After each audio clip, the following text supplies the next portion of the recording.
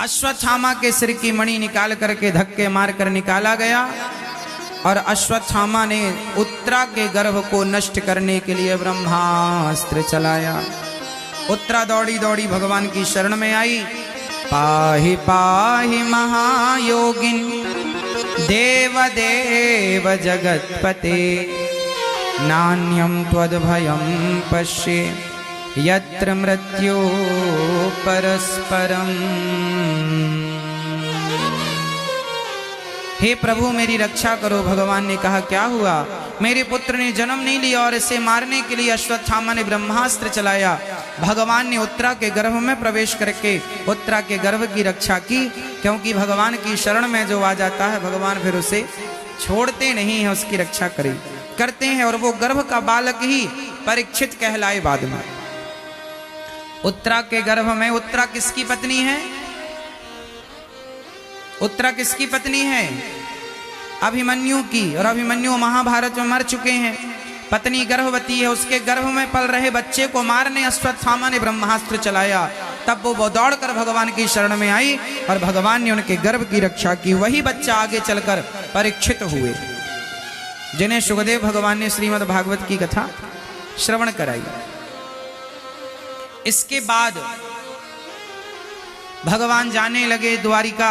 कुंती बुआ ने आज हाथ जोड़ करके कहा कृष्णाय वासुदेवाय देवकी नंदनाय च नंद गोप कुमाराय गोविंदाय नमो नमः। आज कुंती बुआ ने भगवान से पहली बार कुछ मांगा। क्या मांगा बताओ? हे कृष्ण, हे देवकी पुत्र, बताओ आज मैं आपसे कुछ मांग लूं? हाँ हाँ माँ मांग लो। दोगे? जरूर दूंगा माँ। क्या मांगा बताओ? क्या मांगा मैया? कुंती बुआ ने भगवान से क्या मांगा? क्या मांगा आप बताओ? नहीं पता? क्या मांगा?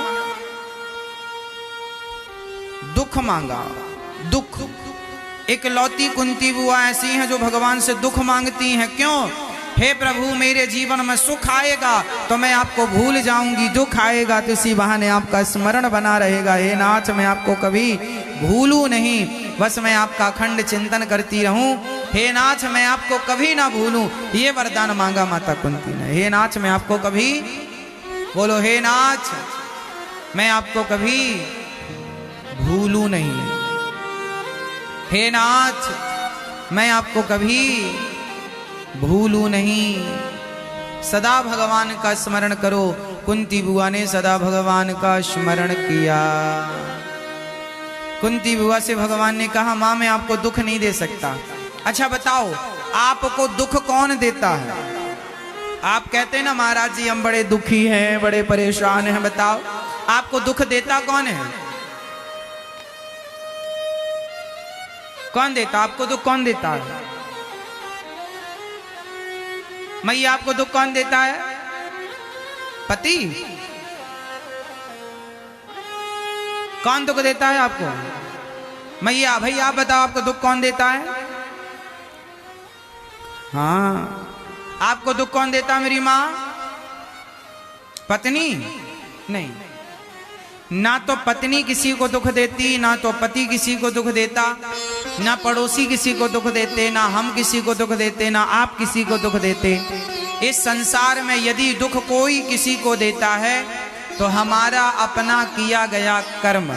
हम जो भी कर्म करते हैं अच्छा या बुरा, हमारे द्वारा किया गया अच्छा बुरा कर्म हमें दुख देता है। वो कर्म हमें दुखी करता है। और हम दोष किसको देते हैं? भगवान ने हमें दुख दिया। भगवान कभी किसी को दुख देते ही नहीं। व्यक्ति अपने कर्मों का फल भोगता है और दोष भगवान को देता है। काल ही कर्म ही ईश्वर ही मिथ्या दोष लगाए। मैया आपको दुख किसने दिया? हमारे अपने कर्मों ने। जो हम कर्म करते हैं अच्छे या बुरे, वो हमें अच्छा या बुरा फल देते हैं। भाई पेड़ बोए बबूल का तो आम कहां से आए? जो बोया है वही तो काटेंगे। आपके जीवन में यदि दुख है तो वो आपके ही किसी जन्म का कर्म दंड है। भीष्म पितामह को बाणों की सैया पर लेटना पड़ा, हाँ या ना? बताओ क्यों लेटना पड़ा?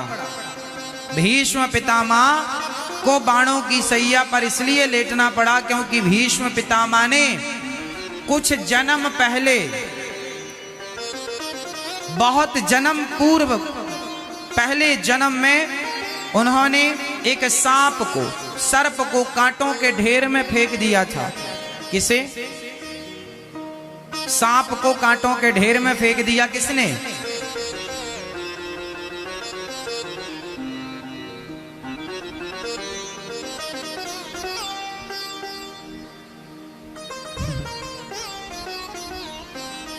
भीष्म पितामह ने।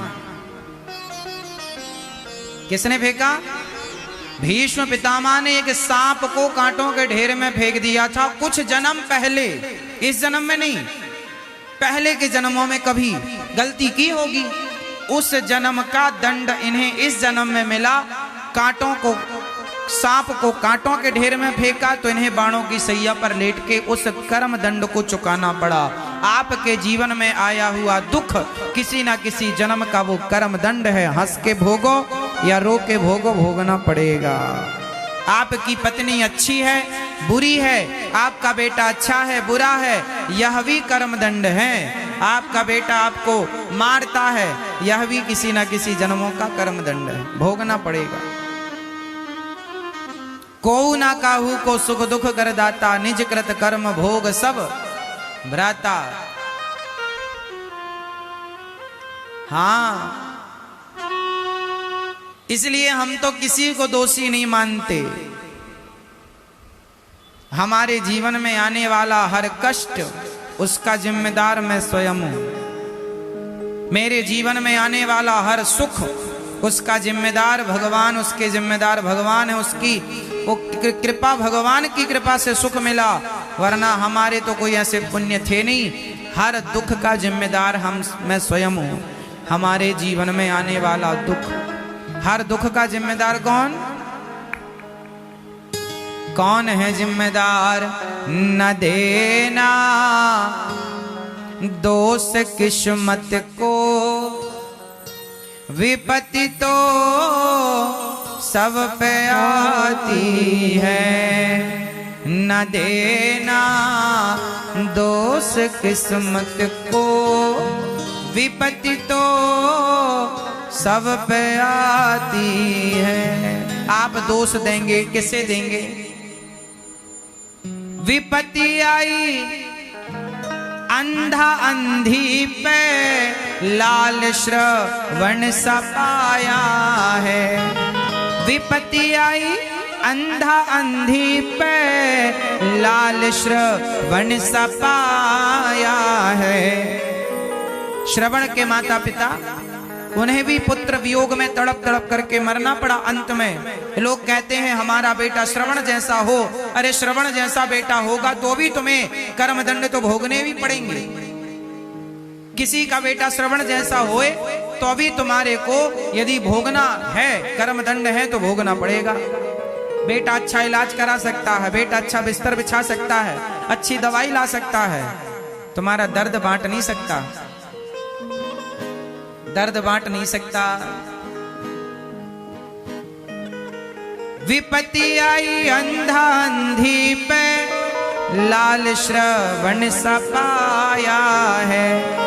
न देना दोष दशरथ को, विपत्ति तो सब पे आती है। न देना दोष दशरथ को, विपत्ति तो सब पे आती